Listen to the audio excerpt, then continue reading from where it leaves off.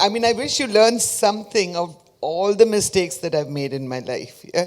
Because that's what I've made, mistakes. And I've got to where I have today. So it's been, I think, 36 years, 35 years since I left Kerala, went to Delhi, tried to make a life of my own. I was married at 17, a mother at 22, divorced at 24. And, the divorce happened. My father, we walked out. My Achan took me to Bangalore. Bangalore is when the divorce happened. And we walked out of the courthouse. And I was like crying. I don't know why I was crying because I was quite happy that I was getting divorced. But I was still crying thinking that's an end of a certain life that I knew, right? So Achan looked at me and he said, Idum kadannu pogum. Every time I scale to the highest level that I've ever got into my life, I think this too shall pass. Don't get so comfortable being number one because that is going to be taken away from you. And even if it's not taken away, you step down for whatever reason. So Achan asked me, നിനക്ക് കല്യാണം കഴിക്കണോ നിനക്ക് സ്കൂളിൽ പോണോ കോളേജിൽ പോണോ after my... I'm a school dropout. Because I quickly chose the other option. I said, എനിക്ക് കല്യാണം കഴിച്ചാൽ മതി. Guy came and saw me, and the only thing I was looking at was, is he decent looking and English ariyavo? Because my Malayalam was so bad any which way. So anyway, so got married, then everything went haywire, downhill from there. The only most beautiful thing that I got from that union was this most amazing daughter. Now she's grown up, but when she was 2 years old, I picked her up and left Kerala for Delhi. I went to Delhi to make a life of my own. So I always wanted to stand on my own 2 feet, put a roof over Kavi's and my head, food in our stomachs, clothes on our back. That is what I wanted to do. And I come from a very, very well-off family. My father was a cashew exporter. So I left that whole thing. I could have just stayed back, been divorced, stayed back in Kollam, and had Achan look after me and my daughter, right? But I said, no, I have to stand on my own 2 feet. Is why I went to Delhi. So I thought beautician's course is the best. You don't need anything. Went and joined Shanaz Hussain and became a beautician. The worst decision to become a beautician because this waxing and doing manicure pedicure is seriously not my deal. Then I went and I got my hair cutting. I learned how to cut hair, became a hairdresser, and my first pay was $2,000. My first vehicle was a moped. So $1,000 I used to give as my rent, and $1,000 I used to buy food for Kavi and myself. And life was quite simple and quite amazing when I was stepped into becoming a businesswoman. But no, there was nobody to mentor me. There was nobody to hold my hand, nothing. So anyway, and I'm in a place like Delhi where I don't speak Hindi. I don't eat chapatis. I don't like dal. Eniki sambar venam, chomanna choru venam, appam. But Delhi became my second home. The strange Punjabis, this beautiful woman over here is gone now, but the Punjabis were really crazy, huh? But they became the people that I could identify with. And I lost complete touch with my own land. Because I've been gone for 36 years now. But every time I won an award, every single award there is to win in my profession in India. But in Kerala, nobody knew about that. Nobody knew who Ambika Pillai was. Now, of course, if I get out, even the bus driver will say, Ambika, I'm Sugandhanyo. Everybody. The lady who served me lunch today, she said, "Uri photo eduthotte." It's so adorable what happened with one television show. But that came much later. So what happened in Delhi was, started my own salon. Started because I had no money, right? So I sold, Kalyanam Kadikkumbol Amma gives you a lot of gold. Adekke vittu, I opened my own salon. And no clients. So we used to sit there and wonder, my God, did I make a mistake or what? Yeah? And then the first client walked in, I did a haircut, and she went and told 10 of her friends, and out of those 10, 3 people came. Every person who got a haircut would get up, take their next 2 appointments. Because I used to tell them, come back to me in 4 weeks or 8 weeks, depending on the length of the hair. So they used to keep taking appointments. My appointment book was chock-a-block after 6 months. If you wanted a haircut from Ambika Pillai, you had to wait for 2 months. And it was incredible because, I used to walk into work, every 15 minutes I'm cutting hair. I used to take 15 minutes for my lunch break, come back in 15 minutes I'm cutting hair. You said you need a partner. He held my hand all right, my best friend, and walked away with 36 crores after 15, 16 years. My best years of my life. I worked non-stop. Bollywood is not my scene. Eniki ippurum Hindi arnjuda. After living in Delhi for 36 years. So Hindi was always a big problem for me. The people, everything was a big problem for me, but I still called it my second home, yeah? And because of the Hindi, I don't watch Hindi movies. If I know I'm going to go do Deepika's face, I'll say, hey, this is which movie did she act in the last movie? And then they'll say some strange movie. Because when I'm doing her face, then she'll say, Ambu, did you watch this movie? I'm like, yes, sweetie, I did. And you look stunning in this song, and you did that in that song. Oh my God. But I do my homework. No, but Ash told me, Ash is one of my best friends, Aishwarya Rai Bachchan. So she said every movie that she did, she'll call me up. Ambu, will you do my face? No. And I used to hang up because I don't like Bollywood. Finally, she said, I've had enough of you saying, no, you bloody well say yes now, So I said, okay, which movie are you doing? Tal. I went and I did the movie Tal. Hated every single minute of my experience doing a star's makeup. Because for me, I love just changing the look of somebody who walks off the streets and then saves her money to come to me to get a haircut or to get her makeup done. But doing Aishwarya's face lifted me to a different level altogether. I did some shoot for her, an ad film, and I won my first award. It was a national award. It was called the IFA award. Now, it's not that silly thing, IFA, that's happening now. I'm talking about it was part of the advertising award. And having won an award for doing Aishwarya's face, and I'm talking about this was in 1996, then there was no looking back. Because people used to sit on my chair and say, ma'am, make me look like Aishwarya Rai. And I'm like, what? I'm still a Malayali at heart. Huh? I'm a Malayali to the core. There is no two ways about it. Chalapam people don't know I'm a Malayali. That is just their mistake. Look at my hair. Look at my skin. Look at the way I talk. Hear me. I am a Malayali. Yeah? So now India, the whole of India knows, okay, this one doesn't know Hindi. She doesn't even know her own mother tongue. She's just about manages to get away with English. So anyway, so the business started growing. Why I made so much money was of doing these stars. People get so excited, yeah? You Google Ambika Pillai, what will pop up first? Me standing with Aishwarya Rai. Me standing with Sushmita Sen. Me doing Deepika's face. That is what gets people. I wish it was a Smita or a Sony or a Rita or a Preeta that I was standing with, which would tickle people. That is not what tickles people. Tickles people is Bollywood. So sad. That's the truth though. So, yeah. So I used to work like a dog.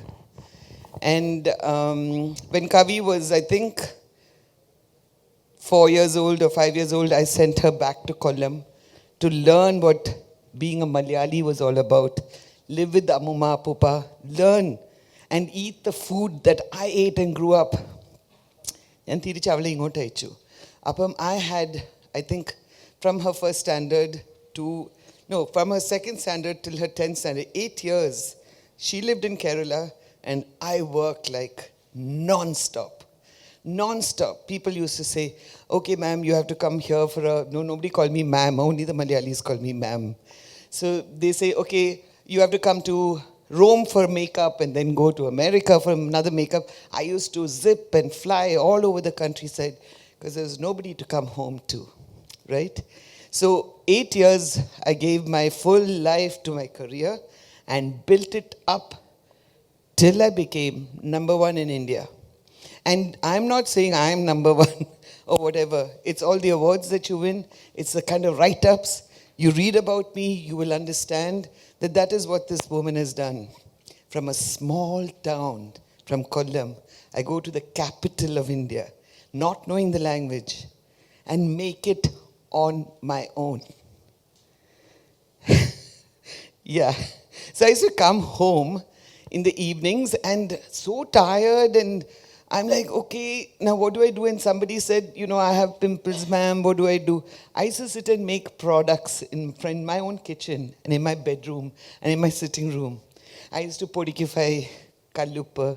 I used to do this and that and sit and make my own products. Enjoyed it. And then every time I had a fashion show or a fashion week or whatever, I used to go give it to, this is a body scrub, try it. So all the stars and all the models and everybody used to use it.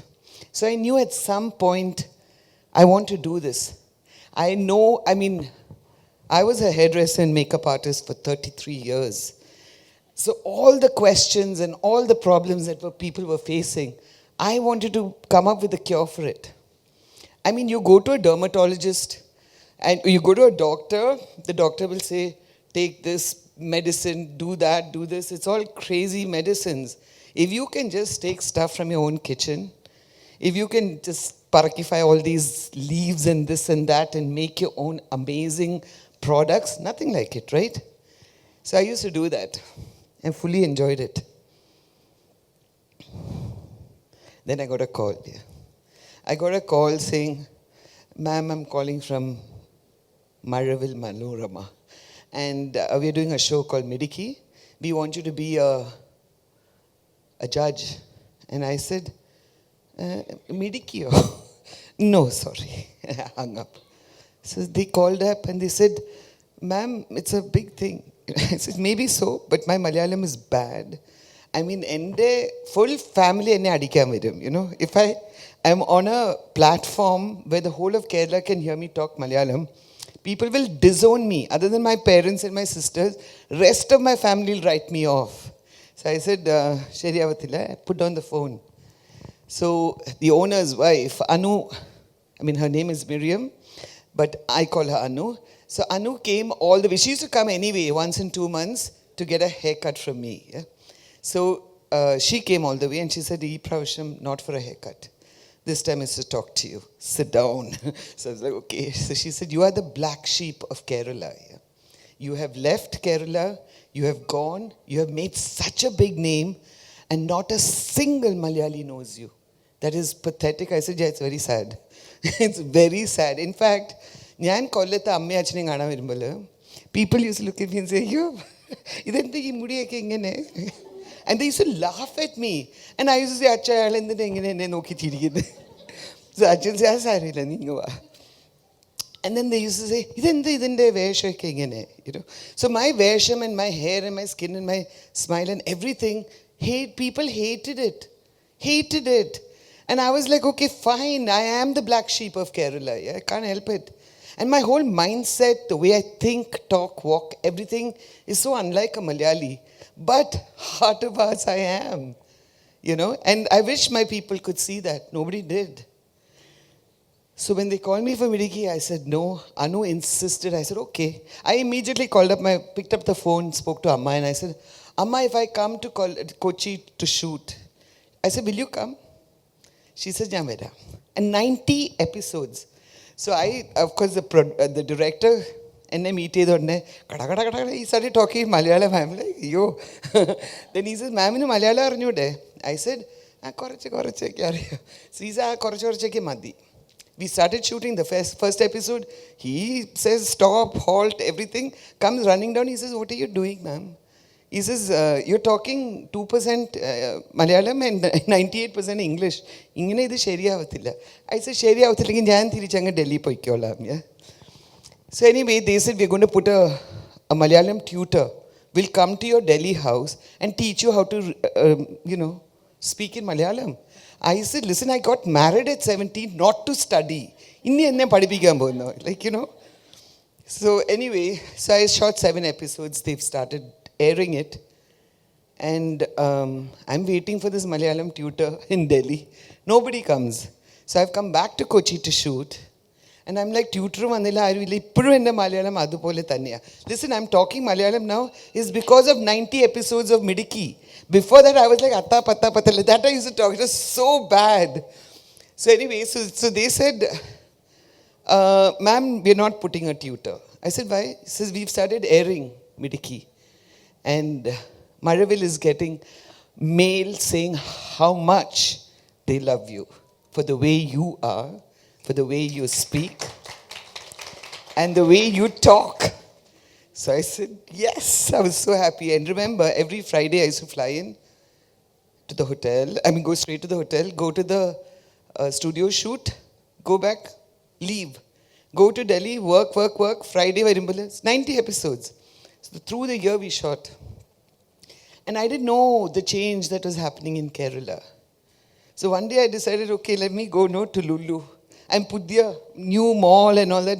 So I said, Amma, namku Lulu poam. Yeah, both of us very happy. Walk in there, and it's like Mohanlal had walked in. People came running. Umma vaikinnu kettipidi. I'm like, who are you? Who are you? It was madness. And then they're like, Ambika ma'am. Oh, Ambika ma'am and Ammeyano. And Amma and me standing there in shock. So then I'm like asking, ningalku engane ariyam enne? He said, ma'am, we watch you every day on TV. First of all, I thought nobody was watching that Midiki. Then I realized every single soul is watching it. It's been 10 years since Midiki was aired. 10 years. Anyway, yeah, one television show changed my life in my home state. It just brought me back to Kerala. And that 90 episodes, I learned what my customs were. I learned everything. Not like in Delhi, people you say, "Tumhe kali kaluti hai," and I'm like, what? Maybe they're calling me a black beauty. No, but they were calling me something really weird.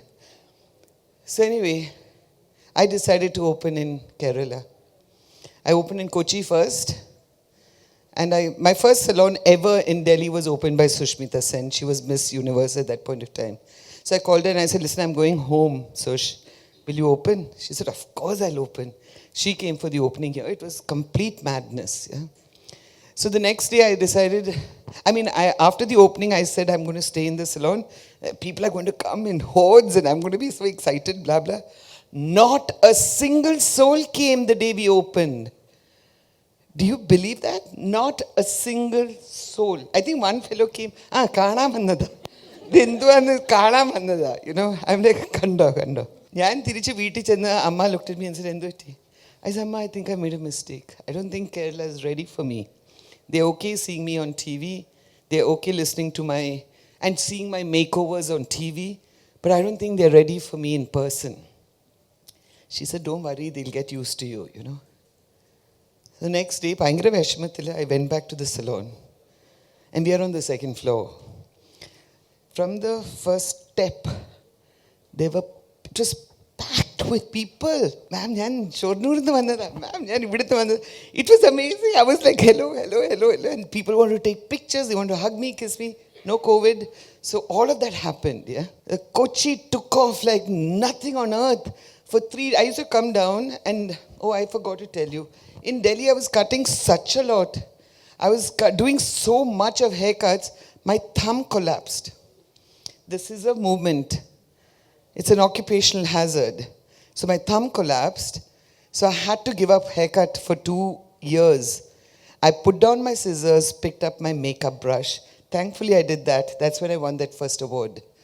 And then I became a makeup artist without learning. Nobody taught me how to do makeup. Ash said, you're going to do my makeup, but you're a hairdresser. I said, no, I'm a makeup artist also. A very gutsy person. So she just sat on my chair and I started doing her makeup. She was the second face I ever did in my life. Won the national award. So obviously there's magic in these hands. Yeah. So people ask me, ma'am, do you like hair or do you like doing makeup? When I do too many haircuts, I miss doing makeup. When I do too many makeups, I miss doing haircuts. So anyway, came to Kerala. I used to come down every month from Delhi and cut hair, take appointments. And my doctor said you can do only 5 cuts a day. I was in Kerala, of course, nobody was taking 5 cuts So I was doing 20, 25 cuts a day. And my hands started hurting a little bit. I said, forget it. Fully enjoyed it. And people were saying, yo, ma'am, it was too much fun. It was a completely different ball game compared to Delhi clients and Kerala clients. First of all, the most well-behaved are the ones in Kerala. In Delhi, they'll sit there as if they own you. You know what I mean? Yeah, I'm paying you, you bloody well do my hair properly. Yeah. In Kerala, ma'am, it's so adorable. Oh my God. And I just did magic. Enjoyed myself. And then I got these people, Medimix. Everybody knows Medimix, no? AVA group.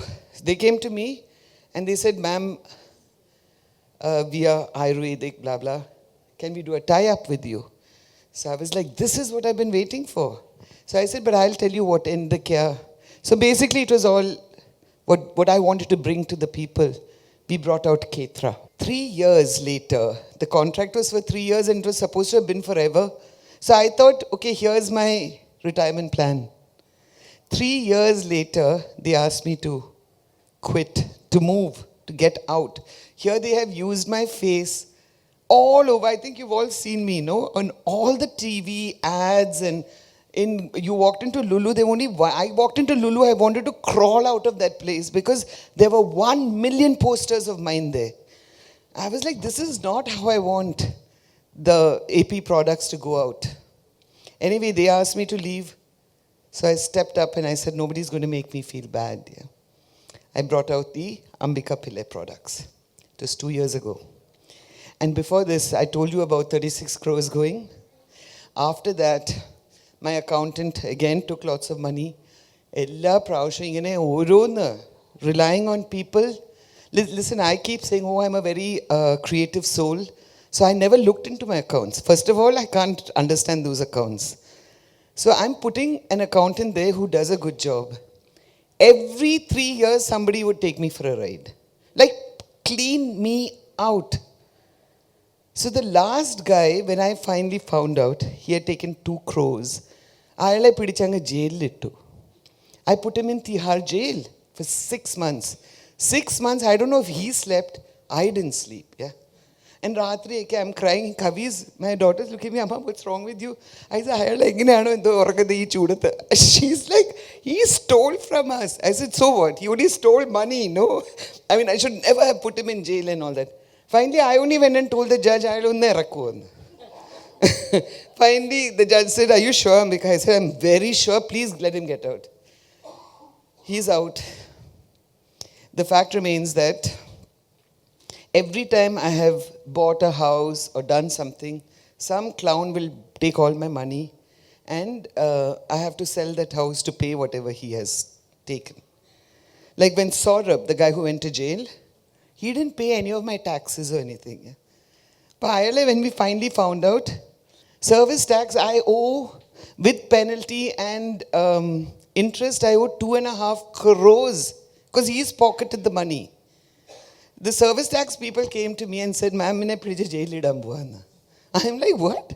I said, listen, I'm sorry, here's the police FIR and here is his going to jail. And I showed all the papers and they said, okay, they let me go.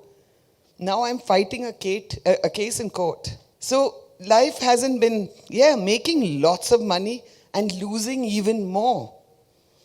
Because there was really nobody. I know, like you were talking about, you need all those 2, 3 people or whatever it is. My daughter was too young. She's not at all interested. She's interested in, solar energy and rainwater harvesting and pashune karakayanum. Like everything that I don't do. She's like, Amma, why did you have to choose makeup and hair? It's such a horrible job. And she's like, why don't you do something more amazing? Earthing, mattada marcha. I'm like, okay. So anyway, the fact remains that Kochi was doing very well. I was born in Trivandrum, brought up in Kollam. So we opened another salon in Trivandrum. And then, just before COVID hit, Ketra gave me the boot. And I decided, Ketra's owner, not Ketra's owner, AVA's the big boss, he looked at me and he said, ma'am, idu nadakkunnilla. Why don't you start a brand, Ambika Pillai? Ma'am, inu pereke undallo. Adu thodangi sell to your Facebook people, no? So I'm looking at him and saying, who are you to tell me what to do, with my life? And of course, I started a Facebook channel. Now I have close to 1 million people on it. Isn't that amazing? So I decided there are 1 million people on all my social media handles. Put together, there's 1 million people. I said, I can do this on my own. So I brought out exactly what I wanted without anybody telling me what to do and how to do it. And all I did, of course, when I brought out my products, I didn't have a single buck.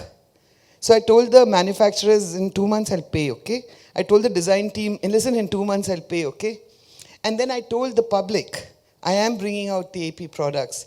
These are the products. If you want to order, you can order now, and in 2 months I will ship it out to you.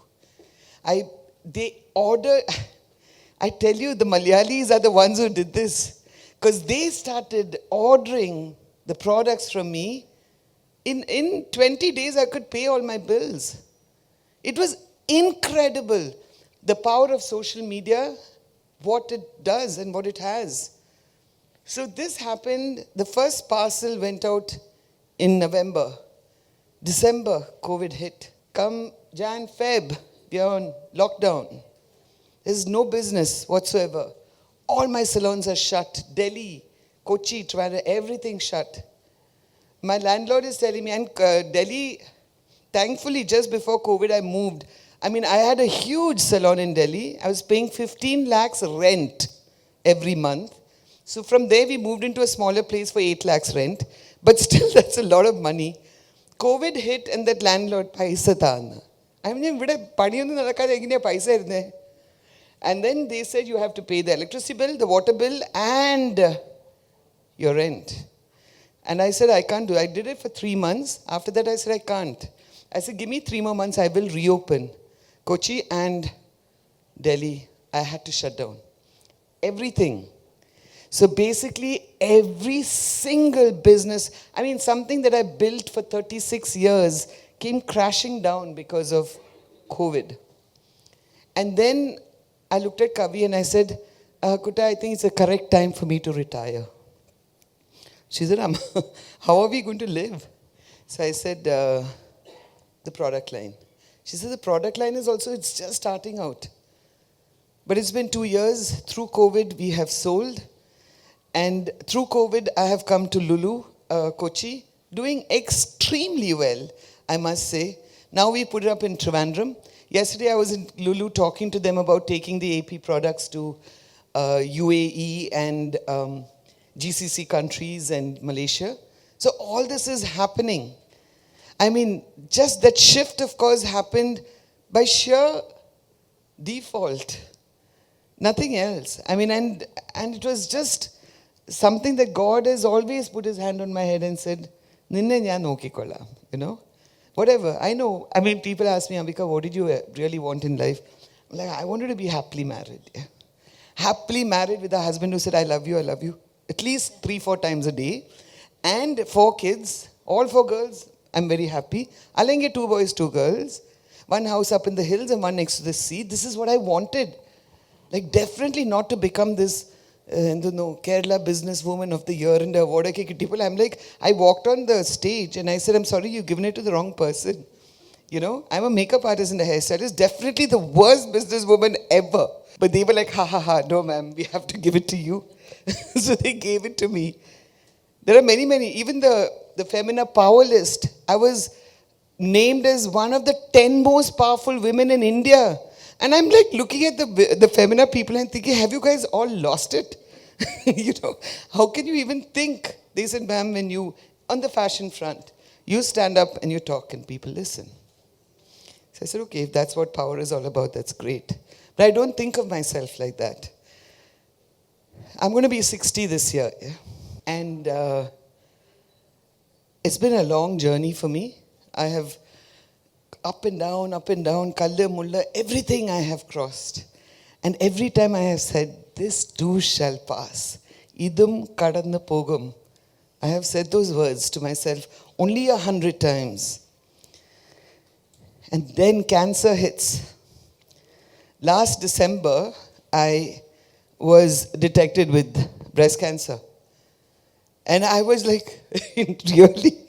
I looked up and I said, Bhagavane Sherikyam, Idungude. You know?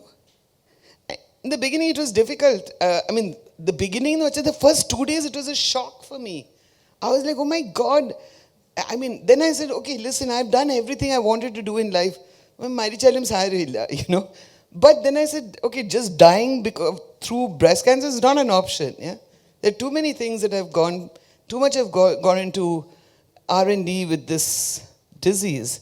And I can't just leave my kid like that. Of course, if God takes me some other way, it's a different story, but not because of this. I'm not going to lose my confidence because of cancer. So what I did was, I went public with it. Otherwise also, I've been asked many times by Cosmopolitan to stand up and talk for breast cancer and wear the pink bow and talk on a national platform about getting yourself tested and early detection is the best detection, yeah, if you have to get detected with this disease. I have spoken so much on different platforms. So I said, why? Now I am one of those. So I stood up and I spoke to the people on my Facebook and Insta page and YouTube channel. And I said, what I need from you is your prayers. That's what I need, because I'm going into surgery. Thousands and millions of prayers. People were writing in and saying, ma'am, we're storming the heavens with prayers. Because Kerala prayed for me. Yeah.